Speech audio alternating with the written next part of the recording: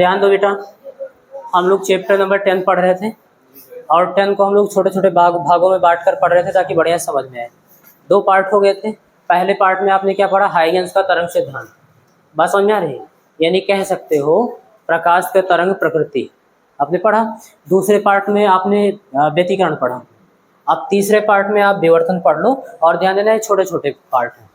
अब विवर्तन कल खत्म हो जाएगा, ज़्यादा ज़्यादा परसों, बात समझ आ रही। उसके बाद केवल एक घटना बचती है, ध्रुव, फिर आपका तरंग प्रकाश के भी पूरा खत्म हो जाएगा। चलो तो आप हेडिंग बनाओगे चैप्टर 10 और कौन सा पार्ट पढ़ोगे बेटा इसका, पार्ट 3। उसका नाम क्या लिखोगे आप,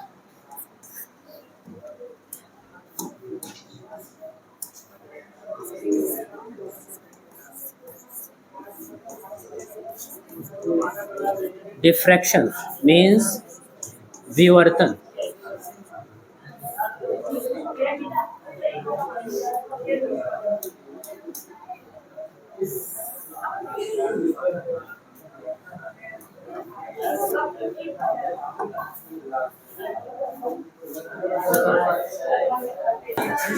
ध्यान दो, आप अपनी प्रॉब्लम पे आओ। डिफ्रैक्शन विवर्तन हम लोग को पढ़ना है, ठीक है। थोड़ा धैर्य के साथ बैठना, आपको विवर्तन बहुत अच्छे समझ में आएगा। सबसे पहले आप लोग हेडिंग बनाओ,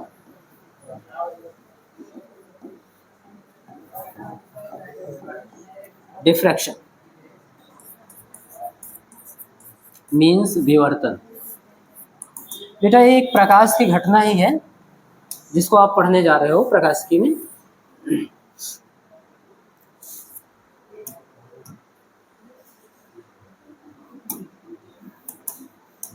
चलो देखो, प्रकाश का विवर्तन होता क्या है,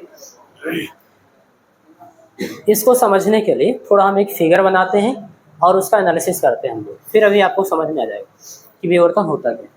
सपोज करना बेटा कि आपके पास एक लाइट सोर्स है, ये क्या है,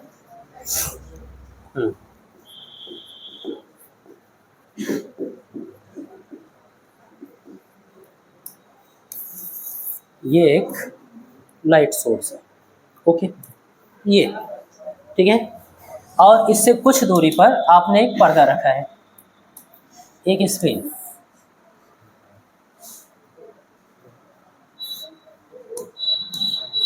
ये भी ठीक है। अब ध्यान देना, लाइट सोर्स और स्क्रीन, इसको बता दूं कि ये क्या है, पर्दा।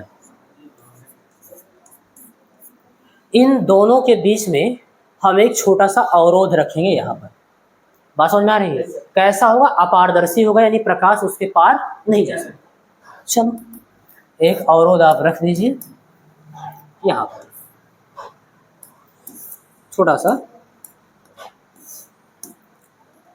ये अवरोध हो गया। अब प्रकाश अगर जाएगी तो कुछ इस प्रकार से, ऐसे,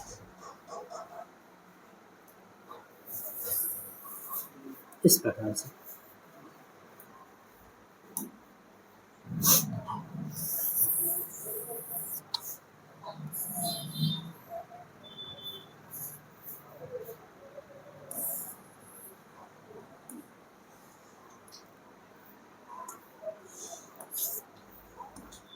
ये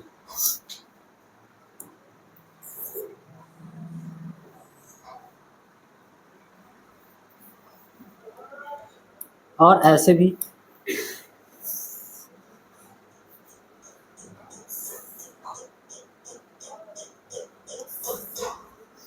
समझना बेटा ध्यान से।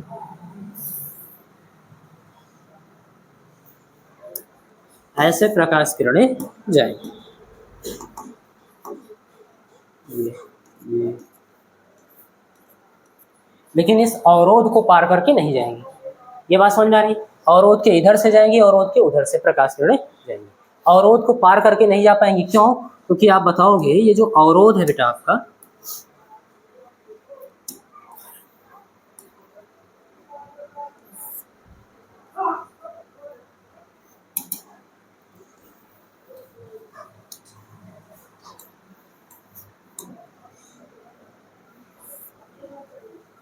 ये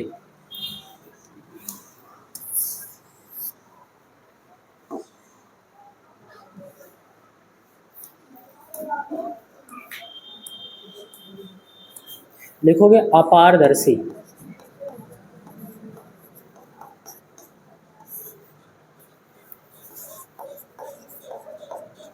बताओ बेटा, अगर अपारदर्शी अवरोध है तो कैसे प्रकाश की किरण उस पार जा पाएगी?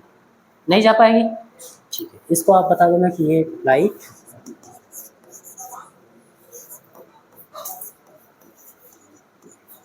लाइट सोर्स था ये। अब आप बताओगे कि सर अगर यहाँ तक प्रकाश पहुँचेगी नहीं तो कुल मिला के यहाँ से लेकर के यहाँ तक का हिस्सा कैसा होगा? अंधेरा होगा। हाँ, तो कुछ ऐसे संकेत आप बना दो।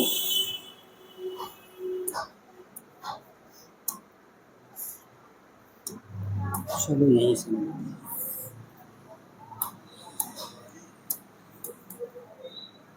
ये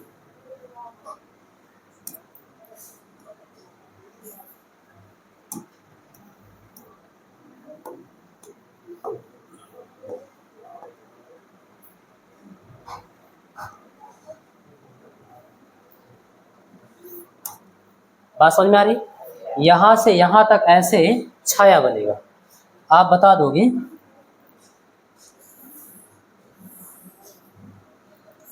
ये छाया है, इस अवरोध का क्या है बेटा? छाया।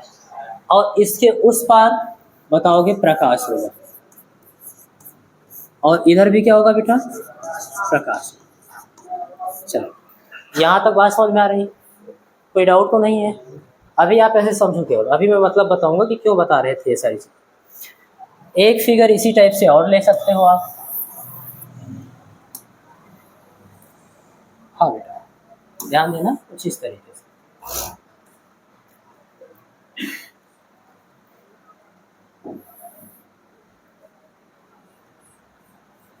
और चलो यहाँ पर आप क्या बताओगे?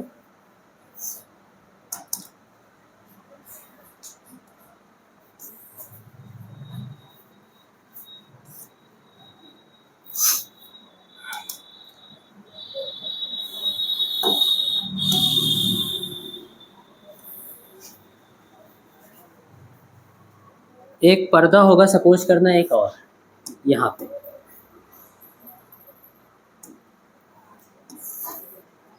कुछ इस प्रकार से रखा होगा।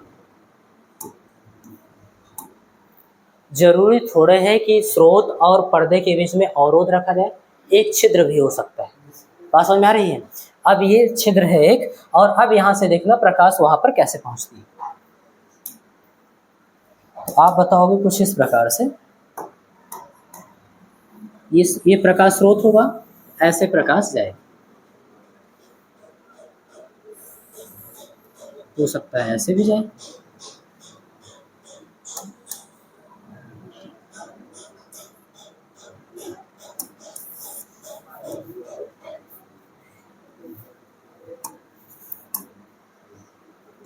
ये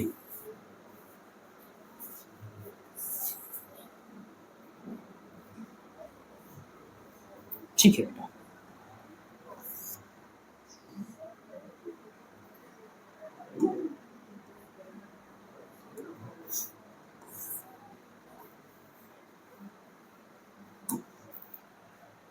चलो अब प्रकाश किरण इधर भी जाएगी लेकिन उस पार नहीं जा पाएगा।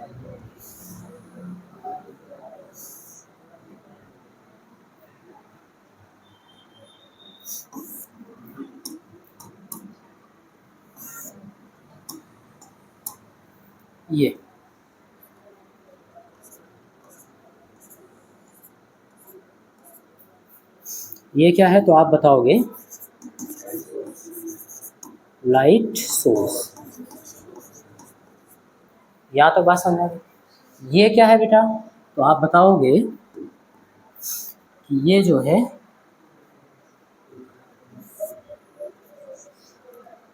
छिद्र है। क्या है बेटा? जिसको हम लोग स्लिट बोल सकते हैं, स्लिट या फिर अवरोध नहीं, द्वारक, अवरोध तो उसको बोलते हैं। यहाँ तक बात समझ में आ गई बेटा? स्लिट बोल सकते हो, छिद्र बोल सकते हो, द्वारक बोल सकते हो। क्लियर है ये? अब प्रकाश की किरण आप बताओगे, अब तो सर यहाँ तक प्रकाश आएगा। क्लियर है? यानी ये वाला जो क्षेत्र होगा यहाँ से यहाँ तक, उसको आप बोल सकते हो सर ये प्रदीप क्षेत्र होगा। क्या होगा? यहाँ तक प्रकाश पहुंचेगा, इसके उधर अंधेरा होगा। ठीक है? और इधर भी क्या होगा बेटा? अंधेरा। और ये आपका क्या था? पर्दा। चलो, दोनों फिगर आप समझ लें। ठीक है, अब क्या समझे मुझे बताओ भाई। अरे बता सकते हो सर, अभी इसमें कुछ समझ में नहीं आया। ये तो हम भी पहले से जानते हैं कि अगर यहाँ स्रोत है, यहाँ अवरोध कोई रखोगे तो इतना छाया बनेगा, उसके उधर प्रकाश, इसके इधर प्रकाश होगा। यहाँ पर भी हमको समझ में आ रहा है, अगर ऐसे कोई पर्दा लगा दिया गया, बात समझ में आ रही है? ध्यान देना बेटा, अगर ऐसे कोई पर्दा लगा दिया गया और बीच में छोटा सा छिद्र कर दिया गया तो भाई इधर से प्रकाश जाएगा, पर्दे पर बने पड़ेगा तो यहाँ तक प्रदीप क्षेत्र होगा, बाकी सब जगह अंधेरा होगा। ये तुमको पहले से पता है। नई बात क्या है? तो खास बात ये है इसमें बेटा, लिखोगे यहाँ पर, अभी इसी से पूरा विवर्तन आपका क्लियर हो जाएगा और परिभाषा भी याद हो जाएगा। बात समझ में आ रही है? बोलेंगे यदि, क्या सपोज करना बेटा, ये क्या है आपका? अवरोध है ना, अपारदर्शी अवरोध। इसका जो आकार है यहाँ से यहाँ तक वो डी है। कितना है बेटा? डी है। ऐसे बना रहे हैं,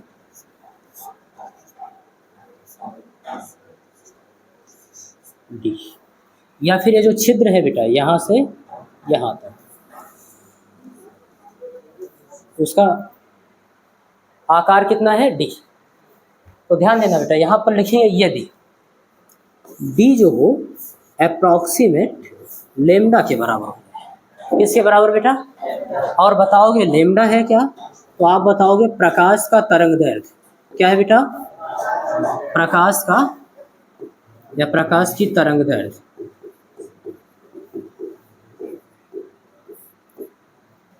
प्रकाश की तरंग दैर्घ्य का मतलब आपको कुछ समझ में भी आ रहा है? कितना छोटा होता है? आपने पढ़ रखा है 3900 एंगस्ट्रॉम से लेकर के 750 एंगस्ट्रॉम तक होता है, यही तो पढ़ रखा है। जनरली हम लोग बोल देते हैं 4000 एंगस्ट्रॉम से 8000 एंगस्ट्रॉम। अगर हम लिखें इसको ठीक से, थोड़ा देखना बेटा, 4000 एंगस्ट्रॉम से लेकर के कहाँ तक? 8000 एंगस्ट्रॉम। ध्यान से समझना, 4000 एंगस्ट्रॉम को हम लोग लिख सकते हैं बेटा 4000 गुणे एंगस्ट्रॉम को 10⁻⁻10 मीटर, क्योंकि एक एंगस्ट्रॉम बराबर 10⁻⁻10 मीटर होता है। थोड़ा और ठीक से इसको लिखेंगे तो 4 गुणे 3 जीरो था ना 4 के पीछे, इसको 1000 लिख सकते हैं। 4 गुणे 1000, 1000 का मतलब 10⁻³ और आधार समान होंगे तो गुणे में घाते जुड़ जाएंगे, यानी -10 पहले से था और +3 कर देंगे, इतना मीटर, यानी 4 गुणे 10⁻⁻7 मीटर। प्रकाश के तरंग दैर्घ्य की कोटि आपको दिख रही है, 10⁻⁻7 मीटर के कोट की। इसका थोड़ा एनालिसिस करना बेटा, 10⁻⁻7 मीटर। आप इसको लिख सकते हो बेटा 1/10⁻+7 मीटर, और ठीक से लिखना 1/1 के पीछे 7 जीरो, 1 2 3 4 5 6 7, इतना मीटर। यानी 1 मीटर को इतना से भाग करना, उतनी लंबाई जो होगी उतना प्रकाश की तरंग दैर्घ्य होती है। बोलोगे इकाई, दहाई, सैकड़ा, हजार, 10,000, लाख, 10 लाख, करोड़। 1 मीटर पता है 3.5 फीट के आसपास होता है, और उसको 100 भागों में नहीं बांटना है, 200 भागों में नहीं बांटना है, 500, 1000 भागों में नहीं, 10,000 भागों में नहीं, 10 लाख भागों में नहीं, 1 करोड़ भाग में बांटना है। कुछ समझ में आ रहा है? उतने छोटे जब स्तर पर जाओगे, उतनी जो लंबाई होती है, उतना लंबाई लगभग प्रकाश के तरंग दैर्घ्य का होता है। इसीलिए आपसे जनरली क्वेश्चन किया जाता है कि एक चीज बताओ, प्रकाश अगर तरंगों के रूप में चलती है तो हम लोग को सीधी रेखा में क्यों दिखाई देती है? बात समझ में आ रही है? सीधी रेखा में चलती हुई। तो आपका एक ही आंसर होगा, क्योंकि आप बताओगे बेटा, क्योंकि प्रकाश की जो तरंग दैर्घ्य होती है बहुत कम होती है, 1 मीटर का 1 करोड़वां भाग, 1 मीटर का 1 लगभग इतना छोटा होता है, तो इसीलिए हमको सीधी रेखा में चलते हुए प्रतीत होती है। बाकी वो तरंग के रूप में चलती है। बात समझ आ रही है? तो अगर ये आकार जो आपको छिद्र दिख रहा है, स्लिट दिख रहा है, या फिर जो अवरोध दिख रहा है, उसका आकार प्रकाश के तरंगदैर्घ्य के आकार के लगभग बराबर हो गया, अगर ऐसा हुआ तब प्रकाश सीधी रेखा में नहीं, वैसे तो देखो प्रायः सीधी रेखा में जा रही है, यहाँ भी और वहां भी, इसलिए इतना भाग को दीप्त कर रही, इतना भाग यहाँ पर छाया है। लेकिन जब अगर ऐसा हुआ कि उस अवरोध या फिर स्लिट का आकार प्रकाश की तरंगदैर्घ्य के आकार के लगभग बराबर हो गया, यानी 10⁻⁻7 मीटर के कोटि का हो गया, तो ये जो प्रकाश की किरण है या फिर प्रकाश है वो एकदम सीधी रेखा पर नहीं जाता, अवरोध के या फिर स्लिट के तीक्ष्ण किनारों पर मुड़ जाता है। तीक्ष्ण किनारों पर आंशिक रूप से क्या होता है बेटा, मुड़ जाता है। और प्रकाश के इसी मुड़ने की घटना को ही हम लोग प्रकाश का विवर्तन बोलते हैं। और मुड़ने से होता क्या है, प्रकाश को जहाँ पर नहीं पहुँचना चाहिए, यानी कि जहाँ पर अंधेरा है, जैसे यहाँ पर छाया था और यहाँ पर अंधेरा था, बात समझ में आ रही है, तो वहाँ पर भी प्रकाश पहुँच जाती है कुछ इस प्रकार से। ध्यान से समझना है। अब प्रकाश को ऐसे जाना था, थोड़ा कलर वही ले लें ताकि आपको समझ में आए।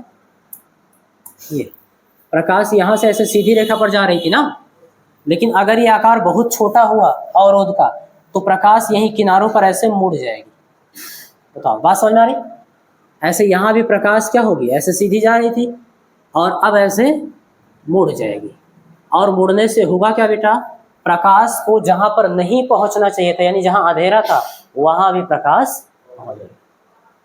बात समझ में आ रही है? तो प्रकाश को इस अवरोध के तीक्ष्ण किनारों पर, अच्छा यहाँ पर अंधेरा आपको दिख रहा है ना, इधर है, तो ये ऐसे इधर की ओर ऐसे उड़ जाती है, या फिर यहाँ पर है तो तीक्ष्ण किनारों पर देखना बेटा, इसके स्लिट के या फिर छिद्र के ऐसे मुड़ जाती है। तो देखो प्रकाश कहाँ पर पहुँच गई, अंधेरों पर पहुँच गई, नहीं पहुँच गई, जहाँ पर अंधेरा। तो बेटा इसी घटना को हम लोग क्या बोल देते हैं, प्रकाश का विवर्तन। किस घटना को, प्रकाश के छोटे से अवरोध अथवा छोटे से छिद्र के किनारों पर आंशिक रूप से मुड़ने की घटना को ही विवर्तन बोलते हैं। बताओ बेटा परिभाषा समझ में आया कि नहीं? अब इसका मतलब समझ में आया जो आप बनाए थे, एकदम क्लियर है? तो यहाँ पर लिखोगे यदि d is approximate is equal to lambda, तो आप बताओगे देन, तब प्रकाश किसके अवरोध, तब प्रकाश अवरोध या छिद्र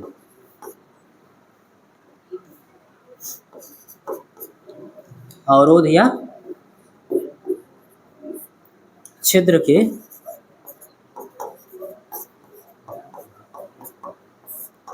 किनारों पर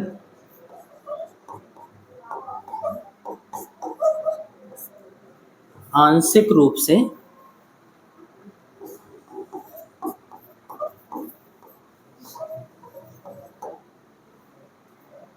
मुड़ जाती है।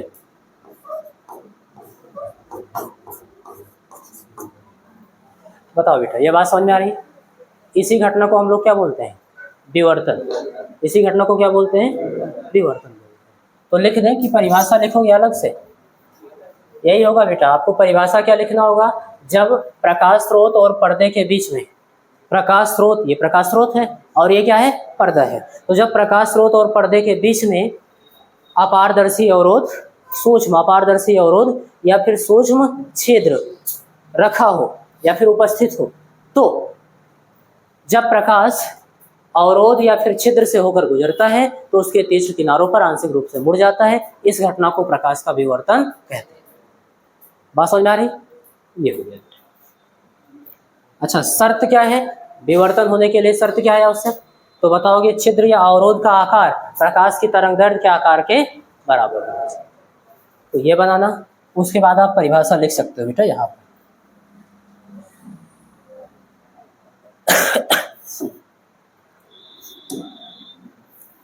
चलो अभी मैंने जो बोला है वही आपका क्या होगा, परिभाषा। यहाँ पर आप लोग लिख लेना, ठीक है ना? ये क्लियर है? ठीक है। अच्छा, शर्त क्या है आप बताओगे यहाँ पर।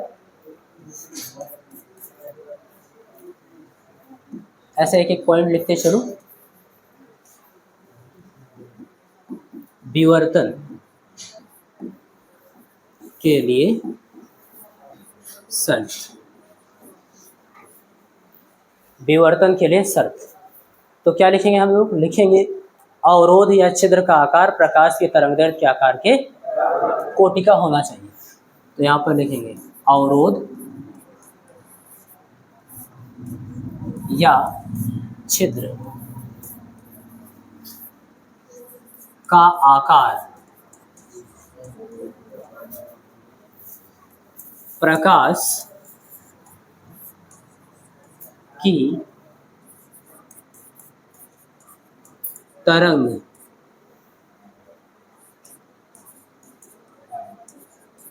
दैर्घ्य कितना होता है बेटा, 10⁻⁻⁷ तरंग दैर्घ्य के कोटि का होना चाहिए।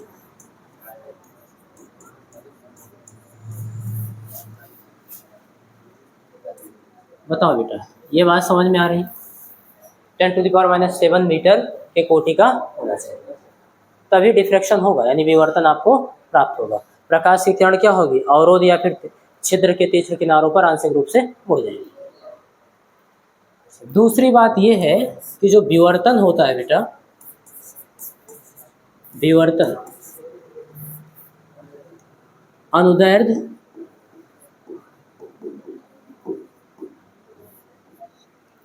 व अनुप्रस्थ, अनुदैर्ध्य व अनुप्रस्थ दोनों प्रकार के तरंगों में होता है। विवर्तन की जो घटना है बेटा वो दोनों प्रकार के तरंगों में होती है, ऐसा लिख लो।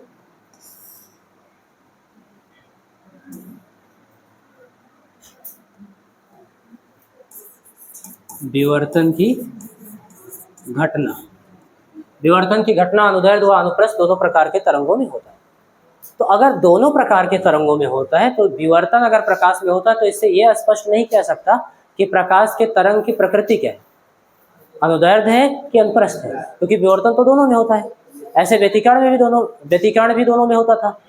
तो यहाँ से हम केवल इतना बता सकते हैं कि प्रकाश की प्रकृति तरंग होती है। बात समझ आ रही है? तो आप व्यतिकरण की तरीके से इसमें यह भी लिख सकते हो कि विवर्तन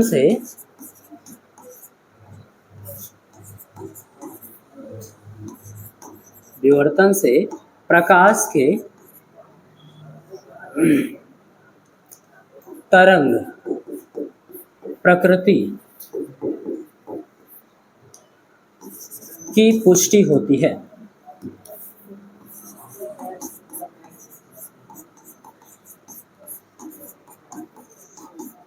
बताओ बेटा, ये बात समझ में आ रही? विवर्तन से केवल प्रकाश के तरंग प्रकृति की पुष्टि होती है, ये पुष्टि नहीं हो पाएगी कि अनुप्रस्थ है कि। यहाँ तक बात समझ में आ गई कि विवर्तन की शर्त कितनी क्या होनी चाहिए। तो जो आकार आप ले रहे हो, अच्छा, इसीलिए प्रकाश में विवर्तन आपको जल्दी देखने को नहीं मिलता, क्योंकि इतने छोटे छिद्र आपको कहाँ मिलेंगे व्यवहार में। बात समझ में आ रही है? या फिर अवरोध, कह रहे हैं आपको बताया गया है कि वो ब्लेड वाला आप प्रैक्टिकल कर सकते हो, ठीक है ना? करोगे क्या, दोनों ब्लेड को ऐसे सटाकर रख देना है। आपको तो लगेगा उनके बीच में गैप नहीं है, लेकिन उनके बीच में प्रकाश के तरंगदैर्घ्य के बराबर, तरंगदैर्घ्य के कोटि के आसपास जो है उतना गैप होता है। अब वहाँ से जब प्रकाश गुजरेगा, बात समझ में आ रही है, तो पीछे अगर पर्दा लगाओगे तो वहाँ पर आपको विवर्तन पैटर्न मिलेगा, डिफ्रैक्शन पैटर्न मिलेगा। बात समझ में आ रही है? कुछ इस प्रकार से। तो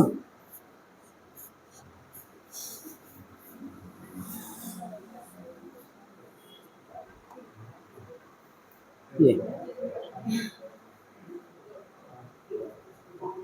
ऐसे ही तो होता है। हाँ, तो ऐसे आपको रखना है बेटा, ऐसे सटा के रख देना है।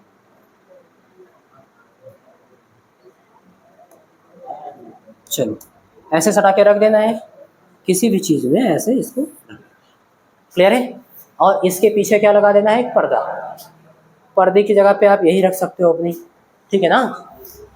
अब उसके बाद यहाँ पे दिख रहा है आपको, बहुत छोटा सा छिद्र दिख रहा है, यहाँ से प्रकाश को गुजारना है उस पार, तो उस पार आपको पैटर्न दिखेगा, क्लियर है। जहाँ अंधेरा होना चाहिए वहाँ भी प्रकाश, ठीक है बेटा। यहाँ तक बात क्लियर हो गई, ओके। अब ध्यान देना, आप पढ़े क्या, विवर्तन की परिभाषा पढ़ ले। क्या होता है, आपने कहा जब प्रकाश स्रोत और पर्दे के बीच में अपारदर्शी, सूक्ष्म अपारदर्शी अवरोध या फिर सूक्ष्म छिद्र स्थित हो, तो जब प्रकाश इस छोटे से अपारदर्शी अवरोध या फिर छिद्र से होकर गुजरता है तो उसके किनारों पर आंशिक रूप से मुड़ जाता है, और इसी घटना को हम लोग क्या बोल देते हैं, विवर्तन बोल देते हैं। बात खत्म। शर्त क्या होनी चाहिए विवर्तन के लिए, तो आप बताओगे अवरोध या छिद्र का जो आकार है प्रकाश की तरंगदैर्घ्य के कोटि के बराबर होना चाहिए। और फिर विवर्तन की घटना अनुदैर्ध्य और अनुप्रस्थ दोनों प्रकार की तरंगों में होती है, इसलिए आप नहीं बता सकते कि प्रकाश के तरंग की प्रकृति क्या है, बस इतना बता सकते हो कि प्रकाश की तरंग प्रकृति होती है। अब बेटा ध्यान देना, हम लोग पढ़ेंगे टाइप ऑफ डिफ्रैक्शन। क्या पढ़ेंगे बेटा,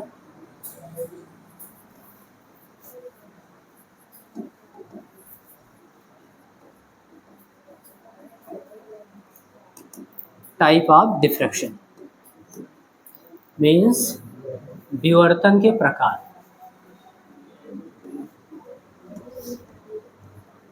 चलो भाई समझते हैं विवर्तन के प्रकार कितने होते हैं।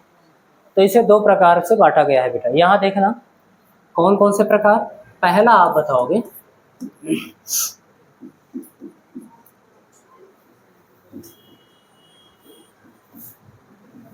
Fresnel diffraction,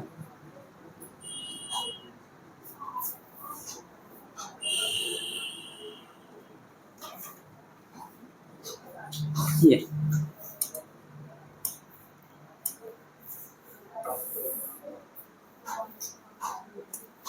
Fresnel diffraction. देखो बेटा इसको लिखते क्या है, तो ये आपको फ्रेनल लिखा भी मिलेगा, अगर फ्रेनल लिखा मिलता है तो भी आप समझना कि यही है, या फिर इसी को बोलते क्या है, फ्रेस्नेल, ये भी बोलते हैं विवर्तन। बात समझ में आ रही, ये विवर्तन क्या होता है, ये विवर्तन क्या होता है, तो आप बताएंगे कुछ इसके बारे में बता देंगे कि इस प्रकार के विवर्तन, इस प्रकार के विवर्तन में स्रोत, ध्यान से समझना बेटा, क्या लिखेंगे, स्रोत या पर्दा अथवा दोनों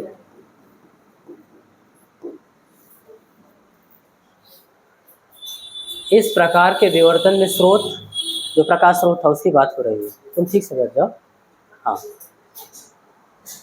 स्रोत या फिर बेटा पर्दा अथवा दोनों विवर्तनकारी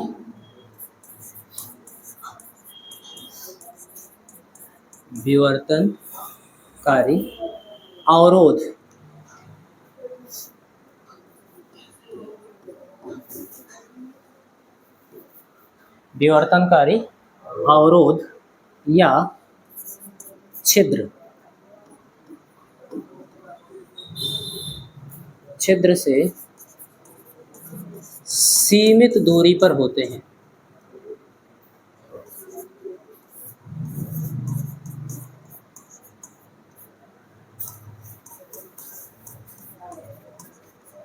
समझना बेटा, मैंने क्या कहा है, इस प्रकार के विवर्तन में स्रोत या पर्दा अथवा दोनों विवर्तनकारी अवरोध या छिद्र से सीमित दूरी पर होते हैं।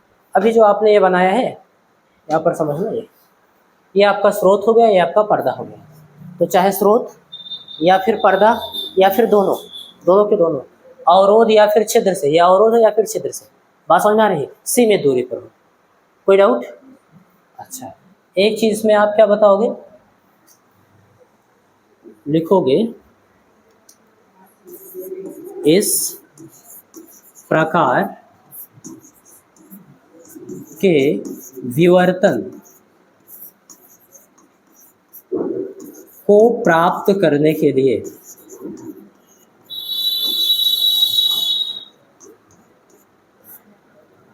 किसी लेंस का प्रयोग नहीं किया जाता। चलो भाई, ये भी याद रखना, जो फ्रेस्नेल डिफ्रैक्शन है बेटा आपका, इसको प्राप्त करने के लिए लैब में किसी भी प्रकार के लेंस का उपयोग नहीं किया जाता। बात समझ में आ रही है? और क्या बता सकते हो इसमें, एक चीज और बता सकते हो, इस प्रकार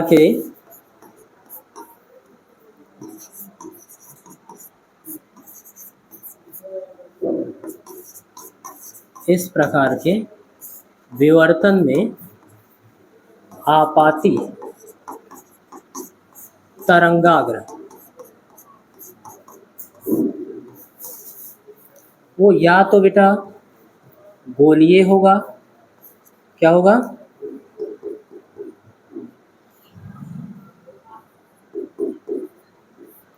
या फिर बेलनाकार। कैसा होगा?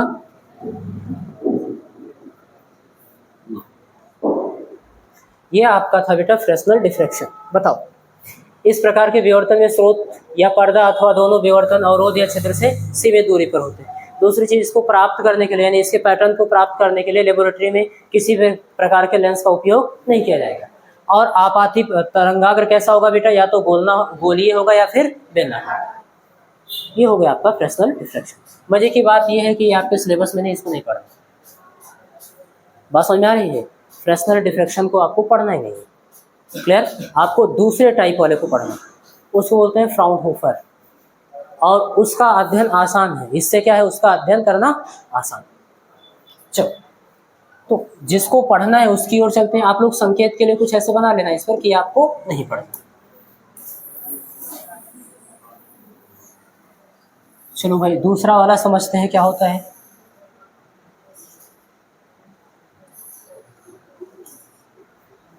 चलो, यहीं पर उसको भी लिख लेंगे।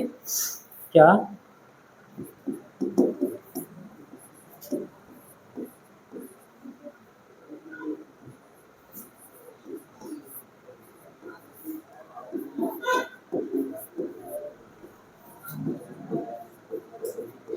Fraunhofer diffraction.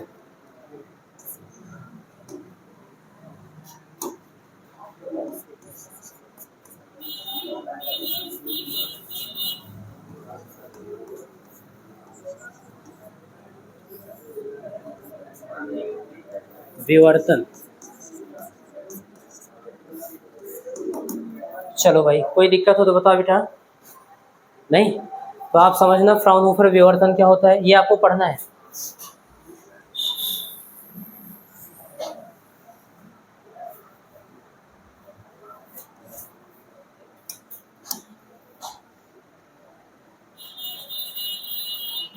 इसकी परिभाषा देखना, हम लोग बोलेंगे इस प्रकार के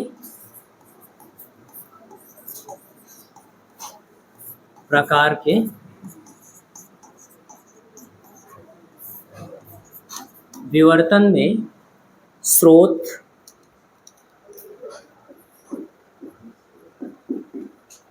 स्रोत तथा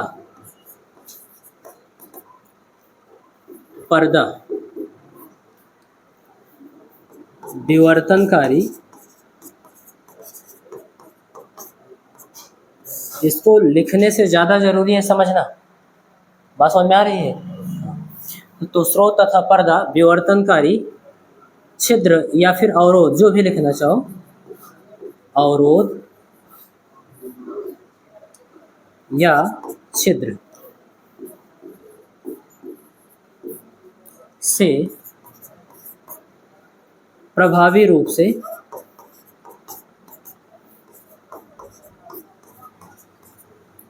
अनंत दूरी पर होते हैं।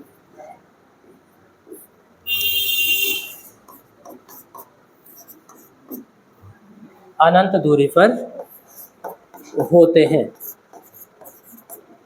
चलो भाई, बढ़िया समझना है। दोनों में अंतर अब तो क्लियर हो गया होगा। उसमें या तो स्रोत या तो पर्दा या फिर दोनों विवर्तनकारी अवरोध या क्षेत्र से सीमित दूरी पर होते थे। इसमें देखना, इस प्रकार के विवर्तन में स्रोत तथा पर्दा विवर्तनकारी अवरोध या छिद्र से प्रभावी रूप से अनंत दूरी पर होते हैं। बात समझ में आ रही? और उसमें इस प्रकार के विवर्तन में ध्यान देना बेटा, यहाँ पर आपने क्या लिखा? बिल्कुल सही, यहाँ पर आपने लिखा था इस प्रकार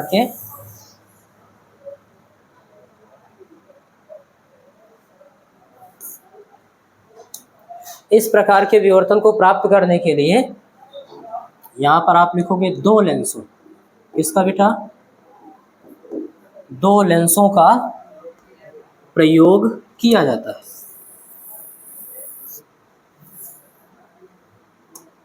बात समझ में आ रही है बेटा?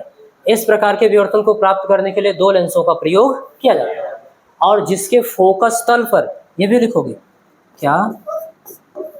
जिसके फोकस तल पर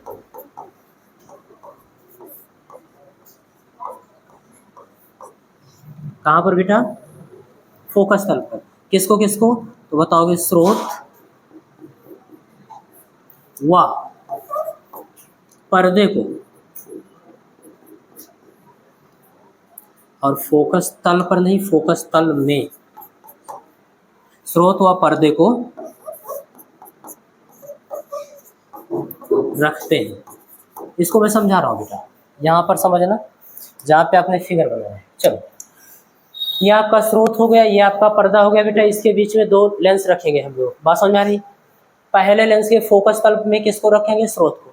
और दूसरे लेंस के फोकस तल में किसको रखेंगे? पर्दे को। बात समझ में आई? तो इस प्रकार का जो विवर्तन होगा उसको हम लोग क्या बोलते हैं? Fraunhofer diffraction. बात समझ में आ रही? फ्राउनहोफर विवर्तन, ये आपको पढ़ना है।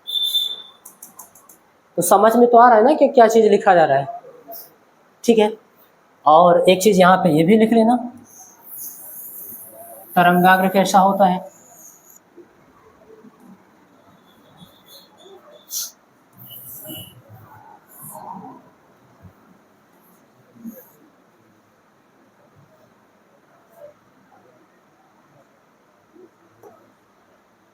हाँ बेटा, बताओगे इस प्रकार के विवर्तन में आपाती तरंगाग्र जो होता है वो समतल होता है।